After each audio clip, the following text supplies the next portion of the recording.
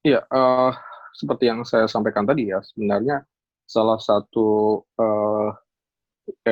berkah alam terbesar kita itu karena kita memiliki keragaman hayati termasuk keragaman sumber pangan yang sangat, tinggi sekali dan ingat bahwa ya jangan paksain daerah-daerah Jangan yang memaksakan kering misalnya, keseragaman ya, Mas, ya? jangan Pokoknya heeh. menyeragamkan, justru sebaliknya mengoptimalkan, apa yang ditumbuhkan alam, di situ gitu yang sesuai Dari dan, masing-masing heeh, dari masing-masing. Dan kita harus melihat nih daerahnya. sejarah di luar daerah dan Iya, pangan lokalnya jadi hilang dan, itu secara nasional bisa kita refleksikan bahwa Indonesia yang kemudian karena terobsesi pada beras, sementara iya, beras tidak bisa tumbuh dengan baik di semua tempat, akhirnya sekarang kita tergantung pada negara lain, betul.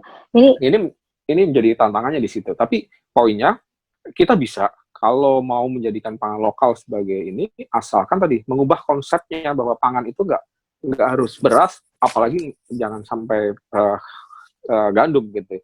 Tapi harus melihat nggak melulu beras ya, Mas, konsep pangan kita itu adalah beragam. Jadi itu kalau menurut saya, kalau mau menjadikan pangan lokal sebagai jawaban ya di situ kita harus mengembalikan betul. apa yang ditumbuhkan di sekitar kita sebagai source pangan utama kita gitu. Iya, Semakin karena beragam semakin baik. Itu obsesifnya kita pada beras itu seperti saya selalu bilang itu akan jadi candu, nggak akan cukup gitu.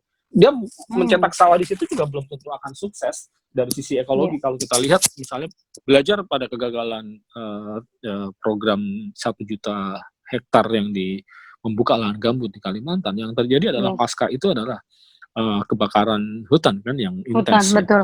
Dan Jadi menimbulkan lahan masalah baru ya, Mas. masalah baru, lahan gambut ini kan juga area yang memang sangat tidak Riskan ya, mudah terbakar. riskan bagi belum tentu cocok bagi padi.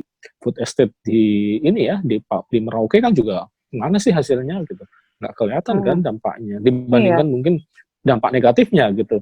Lahan-lahan betul. sagu semakin Yang kita terkurang, dengar malah masyarakat dampak negatif. iya masyarakat semakin tergantung pada beras tetapi belum tentu bisa dipenuhi kebutuhannya oleh beras misalnya. Nah itu menurut saya melihat sampai sekarang belum ada perubahan kebijakan yang lebih baik ya. Kalau kita lihat kebijakan Kementerian Pertanian aja misalnya kan masih kebanyakan masih padi, jagung, kedelai atau disebutnya pajale ya yang produk utama. Semoga Tajam ya. semoga yang sekarang sudah berubah ya. Tetapi pada pada adalah bahwa pangan lokal itu sudah terbukti memiliki nilai lebih, memiliki kesesuaian dengan alam, dengan budaya kuliner lokal, dan ini harus di-upgrade. Bahkan kalau bisa tadi diberi nilai lebih, nilai nilai tambah sehingga orang lebih appreciate terhadap apa yang dia punya. Nah, kebanggaan terhadap lokal ini sebenarnya bisa dimulai oleh kita sendiri mengapresiasi apa yang ada di sekitar kita. Terutama generasi Hmm, milenial sih kalau menurut saya harus mulai betul, menghargai lebih tanaman-tanaman sumber pangan yang ada di sekitar dia dan ini karena kan makan ini kan soal selera ya, soal yes. konsumsi kedaulatan pangan itu ya hanya bisa dimulai dengan kedaulatan lidah kita itu seperti